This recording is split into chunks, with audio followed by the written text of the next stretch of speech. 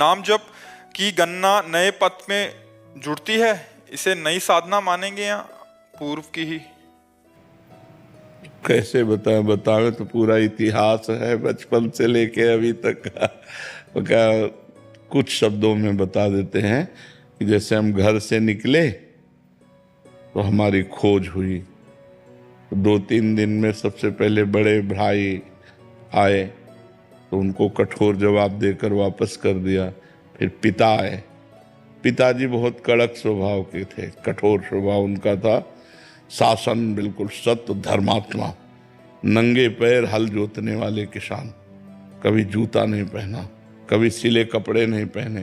तो जब वो आए तो हमें लगा कि अब पिटाई होगी, क्योंकि वो बहुत कठोर स्वभाव। उनका खड़े हो जाओ, तो उनका नहीं खड़े होंगे क्योंकि तुम घर ले जाओगे। उनका नहीं, खड़े हो जाओ। खड़े हो गए तो बोले क्या बात है, क्यों भाग आए?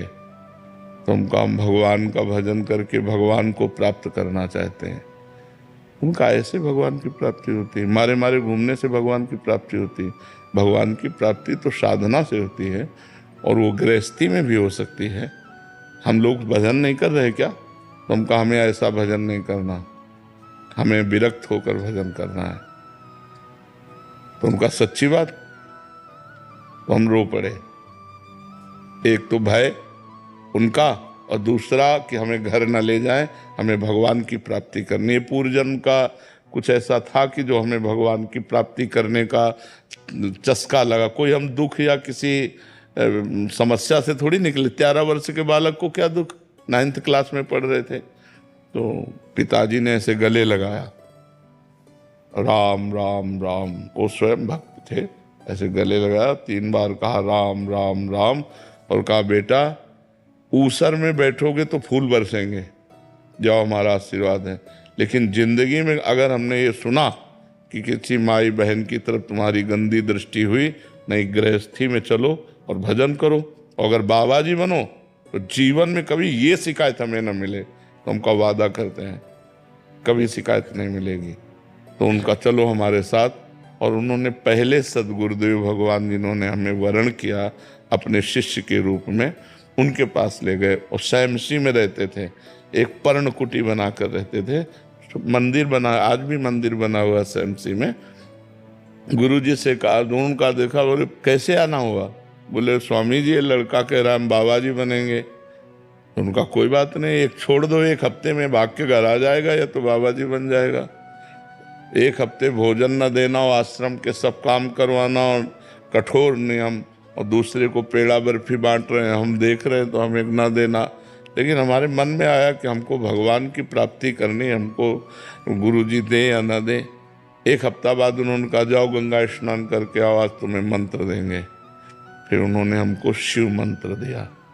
तो उसी शिव मंत्र के जप के और गुरुजी ने केवल हमको यही बताया कि बेटा जितना जपोगे उतना ही तुम्हारे अंदर ज्ञान प्राप्त होगा।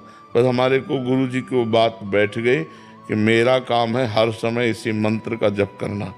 तो जब हम अपवित्र होते तो शाम सदाशिव जपते, और जब पवित्र होते तो गुरुजी ने जो मंत्र दिया था शिव भगवान का, वो मंत्र जपते। 2 साल में गुरुजी पधार गए, फिर अनाथ हो गए। क्योंकि परमार्थ का मार्ग चलना बड़ा कठिन है, कोई साथी तो चाहिए ना हमें बताने वाला। अभी 13 और 2 15 की आयु हुई तो एक संत आते थे, सुखदेव आश्रम जी महाराज। उनसे हमने कहा महाराज जी हमारी जवानी की तरफ कदम बढ़ रहे हैं और हमें हमारे गुरुजी अंतर ध्यान हो गए, हम चाहते हैं आप कृपा करें और मुझे आगे का मार्ग। फिर उन्होंने आगे का मार्ग महावाक्य और ये दिया। तो कुछ ही समय, लगभग 6 वर्ष 7 वर्ष वहाँ रहे। इसके बाद गंगा का किनारा पकड़ लिया। घोर विरक्ति, 1 रुपया कभी जीवन में नहीं रखा, ना आज है हमारे पास, ना आज है और ना जीवन में रखा। जैसे जीवन में थे वैसे ही। अंतर बस ये हो गया, पहले एकांत रहते थे, अब समाज में रहते हैं। पहले भरण पोषण आकाश वृत्ति के द्वारा होता था, आज भी भरण पोषण आकाश वृत्ति के द्वारा ही होता है। किसी से मांगना नहीं, कोई यहाँ फीस नहीं, अपने आप जो आ जाए उसी से भरण पोषण सबका होता है। भगवान की कृपा से जब काशी पहुँचे तब लगा जीवन का यही स्थान है, आजीवन काशी वास करो घाटों में। घाटों में वास करते थे, किसी आश्रम में नहीं। ऐसे करने का स्वभाव नहीं था। तो जो हमारे सामने आ जाता, इसलिए कई कई दिन भूखे रहने पड़ते। वो सब कष्ट सहते हुए फिर काशी में ही हमको भगवान की प्रेरणा हुई। रास कैसा होगा वृंदावन, और वहीं से विधान बना। इतने में 20 वर्ष कम से कम व्यतीत हो गए होंगे, जितनी बात बता गए सारांश में बता। फिर वृंदावन आगमन हुआ, वृंदावनेश्वरी ने कृपा की और अब ये उपासना दे दी। तो इसमें मूलतः भगवान की ही सब रचना है। हम कहीं कोई खोज नहीं की, हम कहीं कोई चाह नहीं की, आगे से आगे क्या करना है क्या करना वो सब करते चले गए। तो हमें लगता है यदि हम गुरु की शरण में हो जाएं और वो हमें जो मार्ग बताएं उसके अनुसार हम चले, तो आगे हमें जहाँ पहुँचना है वो आगे आगे सब व्यवस्था भगवान करते जाते हैं। किसका प्रश्न था, तो समझ रहे हो आप? हार्दिक जी दिल्ली से। राधे राधे जी, इनका भी सेम प्रश्न है। कह रहे हैं कि महाराज जी, जब आप काशी में ही पूर्णता का अनुभव हो गया था, तो आपके मुख से सुना है कि भगवत प्राप्ति में किसी के भी दर्शन हो जाते, तो राधा रानी के दर्शन वहीं से कर लेते। आप इतने कष्ट में जीवन क्यों व्यतीत किया फिर महाराज जी? नहीं, राधा रानी के दर्शन की इच्छा ही नहीं थी, काशी में नहीं थी। जो आनंद मिला वो पूर्णता का था। हमारे पास हम बैठे थे, आज भी पीपल का पेड़ तुलसी घाट में, तो शांत बैठे थे। तो एक संत आए, उन्होंने कहा चलो रास देखने। भाई जी हनुमान प्रसाद पोद्दार जी का अंध विश्वविद्यालय है, उसमें रास। उनका नहीं, हमें जरूरत नहीं। उनका चलो ना, पास हो रही देख लो चलो। हम कहा हमें नहीं जरूरत है, तो आप हमें डिस्टर्ब क्यों कर रहे हैं? तो उनका एक बार चलो ना।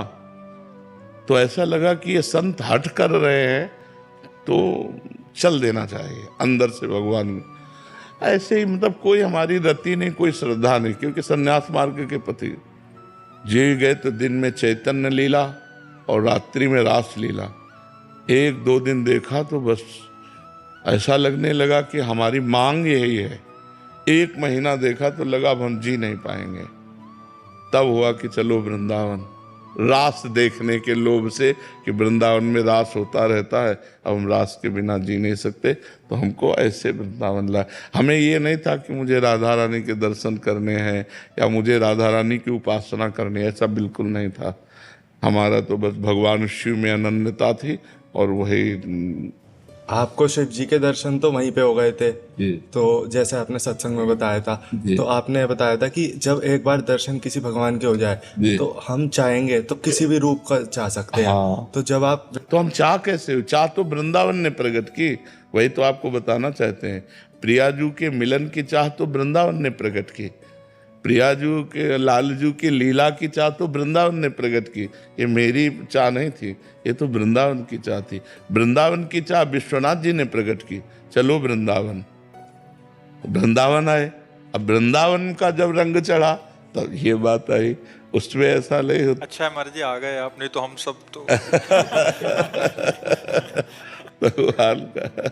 गौरव पांडे जी, श्री हरिवंश महाराज जी। महाराज जी, क्या सांसारिक जीवन में कोई प्रतिकूल परिस्थिति आने पर जिससे हमारी भगवत सेवा भगवत चिंतन पर असर पड़ रहा हो, तो क्या प्रभु के आश्रित होते हुए भी हमको किसी दूसरे व्यक्ति की मदद मांगनी चाहिए जिससे ये परिस्थिति दूर हो सके, या सिर्फ प्रभु? नहीं, अगर आप प्रभु के आश्रित हैं तो प्रभु अगर व्यक्ति रूप में आकर के हटाना चाहते हैं तो किसी न किसी व्यक्ति के रूप में आकर के हटा देंगे। अपने को केवल प्रभु का आश्रय रखना चाहिए। एक बार हम कई बार बता चुके हैं कि एक बार हम महोबा किसी संत के साथ गए हुए थे। महोबा है ना, तो किरतुआ ताल आदि वहाँ धार्मिक स्थल है, तो भ्रमण करते थे। तो उनका चलो, तो हम चले गए। और हमें फिर वहाँ से 2-3 दिन में मन हम काशी ही जाएंगे। तो एक भगत थे, उन्होंने टिकट बनवा दी। तो उन्होंने ऐसे ही जनरल की टिकट बनवाई जो इतनी बड़ी होती है, और हमको बैठा दिया अच्छे वाले उसमें, जो भी कौन सा AC। हाँ, उसमें बैठा दिया। और उन्होंने 2-3 स्टेशन की बनवाई थी और मुझे काशी के लिए बैठा दिया। अब हम ज़्यादा पढ़े लिखे तो है नहीं, अंग्रेजी का हमें ज्ञान है नहीं, तो हमें तो ठसक थी कि हमारे पास टिकट है। तो जब पूरा बैच आया रात्रि में, उनका टिकट, बोले ये टिकट जो है पहली बात तो जनरल की है,